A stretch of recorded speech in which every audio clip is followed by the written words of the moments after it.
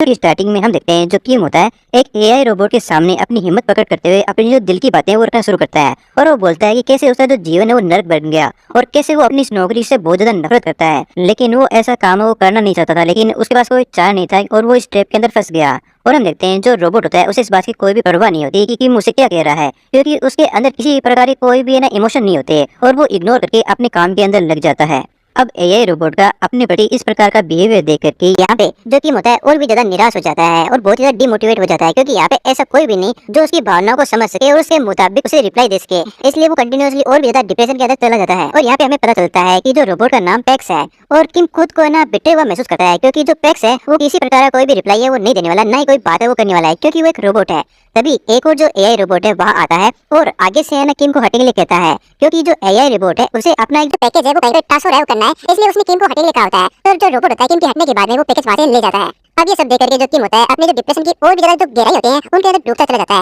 और महसूस करता है कि वो धीरे धीरे पागलपन के कगार पर पहुंच रहा है, क्योंकि उसे वास्तविक मानवीय संपर्क है वो चाहिए और ये कहना कि उसे एक व्यक्ति की गर्मजोशी की जरूरत है जिससे कि वो बातचीत कर सके और जिसे अपनी जो भावनाएं वो प्रकट कर सके और सामने वाला व्यक्ति भी उसकी जो भावनाओं को समझ सके और उसकी जरूरत के अच्छा रिप्लाई वो दे सके। वो ये नहीं चाहता कि उसके सामने मशीन हो, कोई भी अपनी जो गर्लफ्रेंड है वो रोबोट को नहीं बनाना चाहेगा। फिर यहाँ से हमारा सीन है वो जूम आउट होता है और हम देखते हैं एक बहुत ही बड़े जो वेयरहाउस है जिसके अंदर लॉजिस्टिक एरिया होता है, जहाँ पे चारों जो ड्रोन है वो उड़ रहे होते हैं और जो एआई रोबोट है सारा काम कर रहे होते हैं। अब चाहे वो पैकेजिंग का कार्य हो या किसी आइटम को यहाँ से डिलीवर करने का काम हो, और जो किम है उसका कार्य इन सभी मशीनों को मैनेज करने का होता है और जो भी ऑर्डर है उन्हें अपडेट करने का होता है। वो ऊपर देखता है और सोचता है कि यार मैं वास्तव में जो गलत जगह पहुंच गया, फिर मैं यहाँ से 2 महीने पहले की जो घटनाएं उठाई जिससे इन सभी जगह शुरुआत हुई। 2 महीने पहले जो किम है वो मेरे से डिस्चार्ज हो गया था और बात करने के बाद वो बहुत ही खुश था, लेकिन जो भी पिछले जो वेयरहाउस है जिससे मैं बहुत ज्यादा खुश था, लेकिन दूसरे समय चले गए हैं और उसके माता पिता ने उसे फोन किया और कहा कि ये दूसरे शहर में चले गए हैं और जो पुराना डाटा उन्हें छोड़ दिया है और जो एडवांस पेमेंट वो कर दिया है और इनके लिए एक जगह पर 6 महीने का किराया था और वो जो अपना जो जीवन है अपने उसके जीवन में कर दिया है और मूल रूप से उन्हें देना ये था कि वो अपना जो जीवन है अपने उसके जीवन पर एडवांस कर लेगा।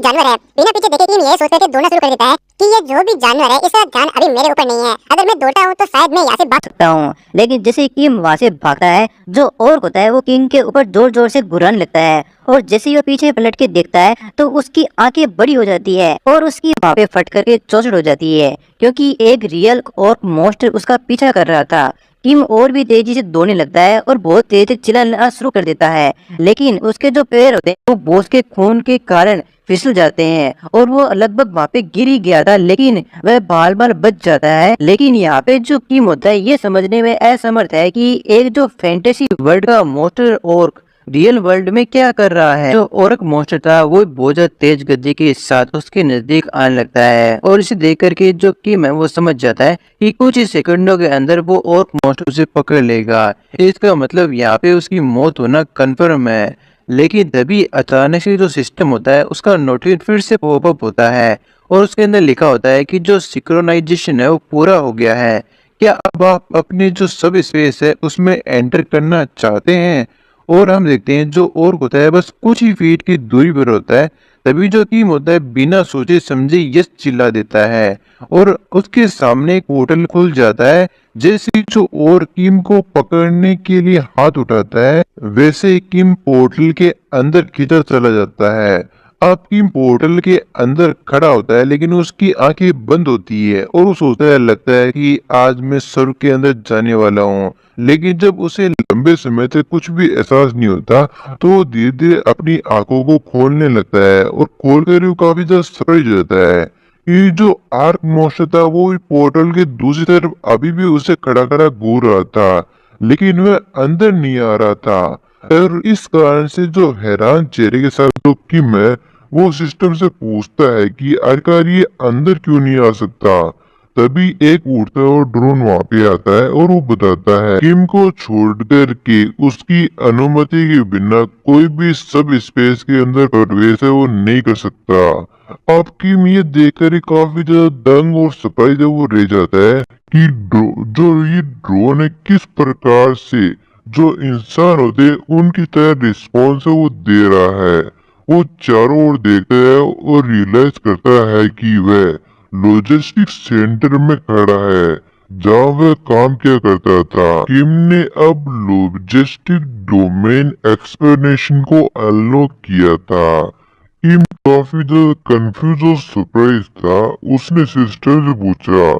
क्या तुमने वास्तव में मेरे सब स्पेस के अंदर पूरी लॉजिस्टिक फैसिलिटी की सुविधा डाल दी है या फिर तुमने सिर्फ मेरे सब स्पेस के अंदर जो वेयर हाउस है उसी को मर्ज किया है। तो जो सिस्टम होता है वो भी इस बात की पुष्टि करता है कि उसने पूरे पूरे जो लॉजिस्टिक डिपार्टमेंट की फैसिलिटी होती है उसे इसके अंदर डाला है, सब स्पेस के अंदर डाला है। तभी हम देखते हैं कि वहाँ पे जो भी रोबोट होते हैं, जो भी ड्रोन होते हैं उसी प्रकार से कार्य कर रहे होते हैं जैसे कि वो पहले किया करते थे। तभी जो सिस्टम है उसका एक और नोटिफिकेशन आता है और वो अनाउंस करता है कि आपने पहली बार जो सब स्पेस है उसके अंदर प्रवेश किया है तो आपको ट्यूटोरियल पूरा करने के लिए आपको एक रिवार्ड है वो दिया जाता है। रिवार्ड के रूप में आपको एक माना स्टोन दिया जाता है और हम देखते हैं अगले ही पल किम के हाथ में एक जो माना स्टोन है वो आ जाता है। इससे पहले कि किम ये समझ पाता है कि ये चीज क्या है तो उसके पीछे जो और मोस्ट होता है वो पोर्टल के गेट को समय से वो करने लग जाता है। और अब यहाँ पे किम को रियलाइज होता है कि एक्चुअली वो जो पोर्टल है उसके बाहर तो एक मोस्ट उसका वेट है वो कर रहा है और वो इस बात से काफी ज्यादा सरप्राइज होता है। और इधर हम ओक मोस्टर को देखते हैं जो कि बहुत ज्यादा खूंखार दिख रहा होता है और वो यहाँ पे किम को कच्चा चबाना चाहता है, उसे टुकड़े टुकड़े वो करना चाहता है। घबराते हुए जो किम है वो जोर से चिल्लाते हुए पूछता है कि क्या तुम इस बात को लेकर के निश्चित हो कि ये जो मॉन्स्टर है अंदर वो नहीं आ सकता। तो जो सिस्टम है उसने किम को ये पुष्टि की कि उसकी अनुमति के बिना सब स्पेस के अंदर कोई भी चीज एंटर है वो नहीं कर सकती। और हम फिर से देखते हैं कि जो सिस्टम विंडो फिर से पॉपअप होती है और उसके अंदर बताया जाता है कि जो पैक्स लॉजिस्टिक्स सेंटर है वो एक 5 इमारतों की बिल्डिंग है जो कि 33,000 वर्ग मीटर में फैली हुई है। इसमें हर कस्टमर के जीवन को बेहतर बनाने के लिए आवश्यक हर एक प्रोडक्ट उपलब्ध है। इसकी जो शिपिंग गति है वो 60 किलोमीटर प्रति घंटा है और उसका जो शिपमेंट आकार है वो 2 मीटर प्रति पैकेज है। हम लोगों की तरह जो टीम होता है उसे भी ये बात समझ में नहीं आती कि आखिरकार ये जो 60 किलोमीटर प्रति घंटे की जो शिपिंग स्पीड है आखिर ये है क्या और उसका मतलब क्या है। लेकिन इससे पहले कि वह और को समझ पाता, उससे पहले सिस्टम ये कहकर उसे और भी ज्यादा कंफ्यूज कर देता है कि जो मेंटेनेंस का कार्य है वो उसमें सिर्फ लास्ट 2 मिनट बचे, उसके बाद में मेंटेनेंस बंद हो जाएगा। तो जो टीम होता है वो सिस्टम से पूछता है कि आखिरकार जो पूरा का पूरा लॉजिक सिस्टम है वो 2 मिनट के अंदर बंद हो जाएगा, ये कैसे हो सकता है। तो जो डॉन होता है वो बोलता है कि हाँ आखिरी 2 मिनट बचे, उसके बाद में पूरा का पूरा जो लॉजिक सिस्टम है वो बंद हो जाएगा। लेकिन वो इसका सॉल्यूशन बताता है कि इसकी जो पावर सप्लाई है वो खत्म हो रही है, इसको चालू रखने के लिए आपको माना स्टोन का यूज है वो करना पड़ेगा, क्योंकि किम के पास सिर्फ एक ही माना स्टोन है। तो इस एक माना स्टोन के द्वारा 24 घंटे के लिए इस पूरे जो लॉजिस्टिक सिस्टम है उसे सप्लाई वो दी जा सकती है। अब ये सुनकर के जो टीम होता है काफी ज्यादा हैरान होता है, और वो है ना यहाँ पे जो माना स्टोन है उसकी एफिशिएंसी के बारे में कुछ भी नहीं जानता था। लेकिन जो ड्रोन है उसने फिर से तुरंत समझाना शुरू कर दिया कि जब लॉजिस्टिक सेंटर को सब स्पेस के अंदर स्टोर किया जा रहा था, तो जो एनर्जी सिस्टम है उसको एक नए वातावरण फिट करने के लिए उसे मॉडिफाई किया गया है, इसलिए ये पूरी तरह से फैसिलिटी माना स्टोन पर अब चल सकती है। तो यहाँ पे जो टीम होता है वो ड्रोन से पूछता है क्या ये पॉसिबल भी है, और वो मन में सोचता है कि ये मुझे लग रहा है कि यहाँ का जो सिस्टम है वो ज्यादा ही स्मार्टर है वो हो गया है।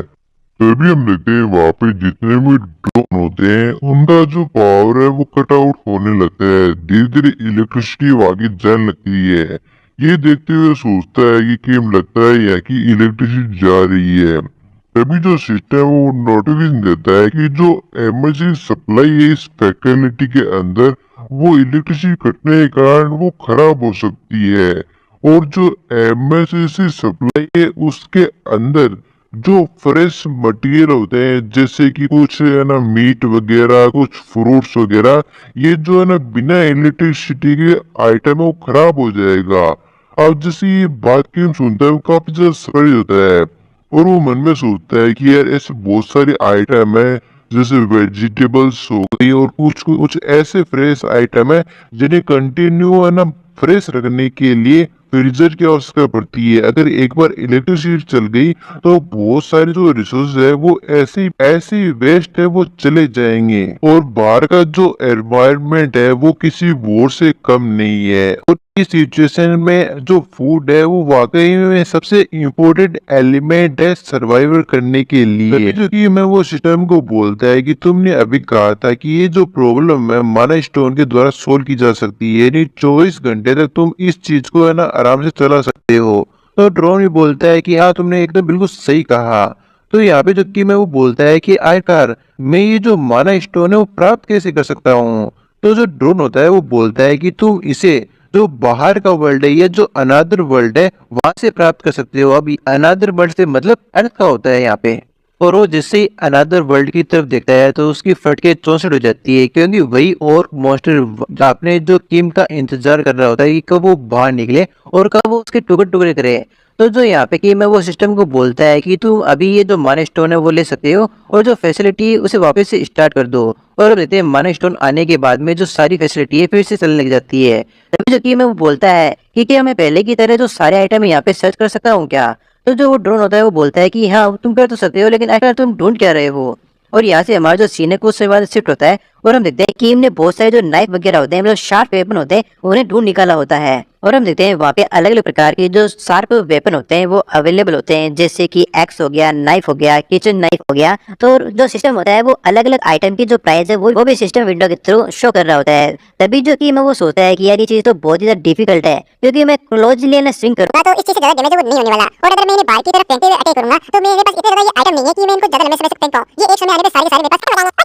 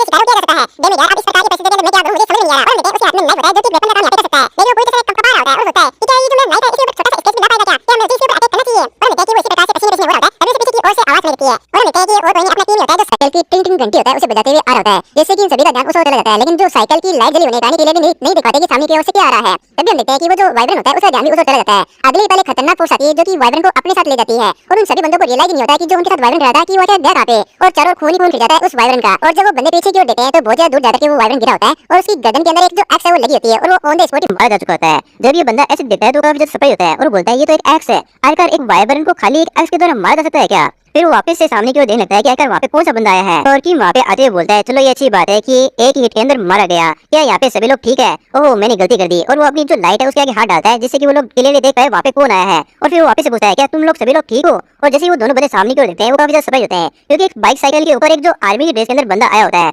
और वो सोचते हैं कि एक ऐसा बंदा जो आर्मी की ड्रेस के अंदर है और बाइसाइकिल के ऊपर है और उसने वेवरन को एक अटैक के अंदर जो इसकी मदद से मार डाला। इसका मतलब जो आर्मी के लोग हैं वो हमें बचाने के लिए या रेस्क्यू करने के लिए यहाँ पे आ गए। तो वो बोलते हैं क्या तुम सोल्जर हो, तुम आर्मी के सोल्जर हो ना, हमें बचाने के लिए आए हो ना। और वो दोनों झुक करके किम के द्वारा उनकी जान बचाने के लिए शुक्रिया वो करते हैं क्योंकि वो सेवियर होता है किम यहाँ पे। तो जो किम होता है वो बोलता है कि मुझे जानकर खुशी हुई कि आप लोग सेफ है। और उसके बाद में जो किम होता है अपनी जो ड्रेस होती है उसके ऊपर अंगुली करते हुए बताता है कि मैं एक सोल्जर नहीं हूँ, मैं एक्चुअली जो पैक्स है उसके अंदर काम करता हूँ